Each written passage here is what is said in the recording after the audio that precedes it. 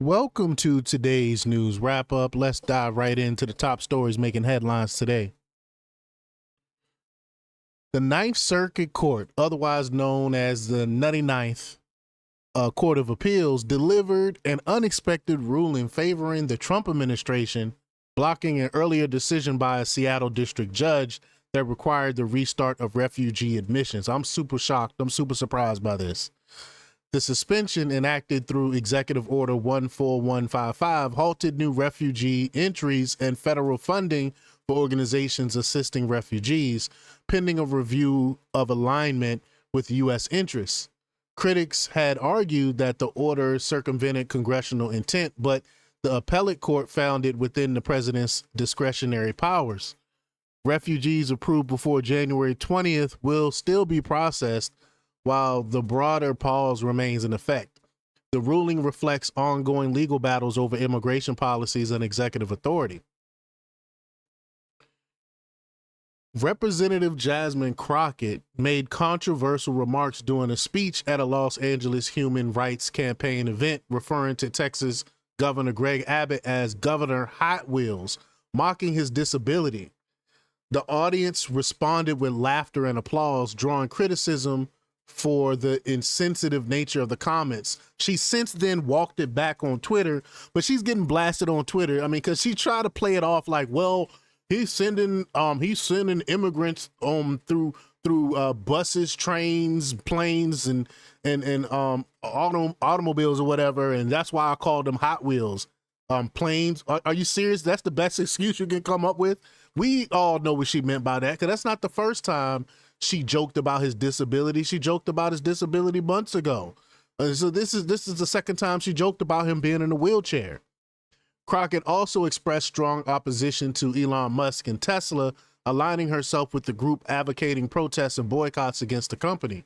Previously, she called for violence against Senator Ted Cruz, further escalating the backlash. These incidents have sparked debates about the conduct and rhetoric of public officials and the broader implications of such remarks. Just when I think she can't say anything even more ridiculous, she opens her mouth and does even more damage. It's just crazy. This is who y'all want to put forth, Democrats? This is who y'all want y'all leader to be, for real? It's crazy. U.S. toy makers are seeing growth thanks to tariffs imposed by the Trump administration. Companies like Simply 3 and Crazy Art are expanding domestic manufacturing to offset the cost of importing goods from countries like China.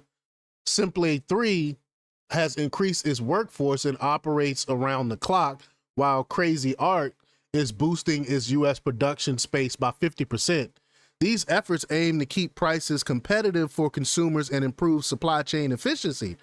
However, industry leaders warn that tariffs could still lead to higher toy prices, as nearly 80% of toys sold in the U.S. are made in China. This is a great way to bring our production back to the United States. But this situation highlights the broader impact of trade policies on American businesses and consumers. The Trump administration is taking measures to prevent illegal immigrants from accessing public housing. The Department of Homeland Security and the Department of Housing and Urban Development are collaborating to identify those illegally residing in such housing and to ensure that taxpayer resources are prioritizing American citizens. I mean, this is why the housing costs are so expensive right now, because of these illegal immigrants. Officials emphasize that this effort aims to address misuse of housing funds, discourage illegal immigration, and encourage voluntary departures. According to a cited study, a significant portion of illegal immigrant households receive some form of welfare, which costs billions of dollars annually. The administration has reinforced its commitment to safeguarding resources and addressing exploitation of public benefits. ICE recently conducted a large-scale operation in Massachusetts targeting illegal immigrants with serious criminal convictions or charges. Over 6 days, nearly 400 arrests were made, including 205 individuals involved in crimes such as murder, drug trafficking, and organized crime. The raids focused on members of gangs like MS-13 and Tren de Agua, despite Boston's status as a sanctuary city. Federal authorities also seized significant quantities of drugs, including methamphetamines and fentanyl. Officials emphasized the importance of safeguarding public safety and national security by removing dangerous individuals from the streets. During a meeting with President Trump and his cabinet, Elon Musk revealed that children under 11 have secured $330 million in small business administration loans, with the youngest borrower being a 9-month-old baby who received $100,000. That is just crazy. You can't tell me that's not fraud. This is what Democrats is upset about, is that they are busting these fraud. They are busting and shining a light on the fraud that's going on within government. But Musk's findings highlight oversight issues within the SBA loan program.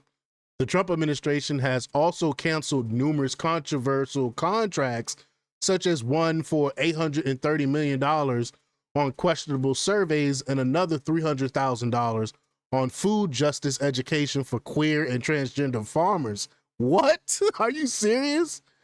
Environmental Protection Agency Administrator Lee Zeldin disclosed cancellation of $22 billion worth of contracts tied to various NGOs, emphasizing the administration's commitment to eliminating waste and fraud in government spending.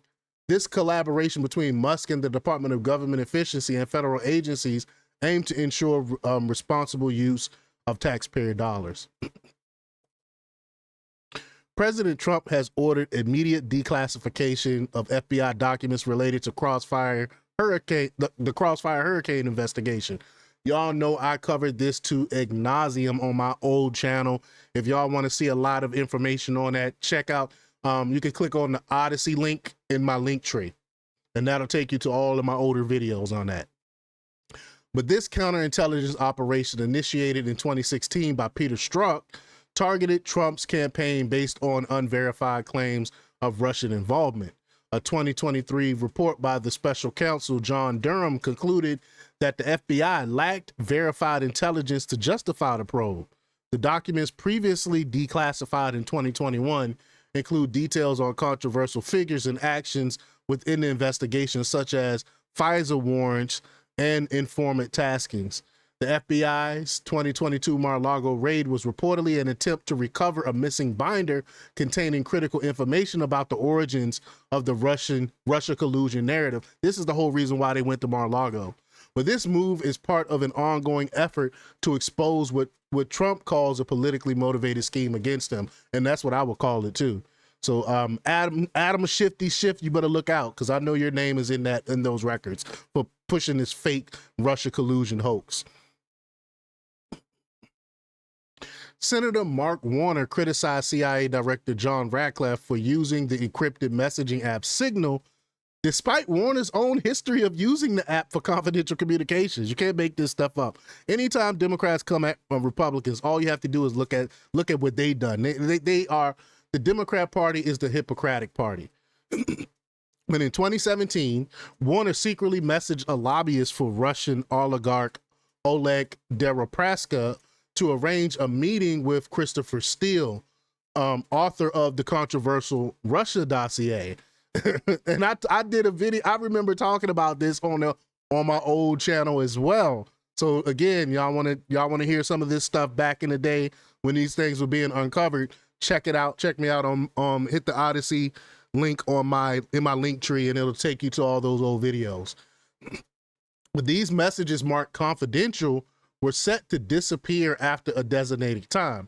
Critics argue that Warner's actions reflect hypocrisy, as he previously sought secrecy in politically sensitive communications. The situation has reignited a debate about transparency and accountability among public officials.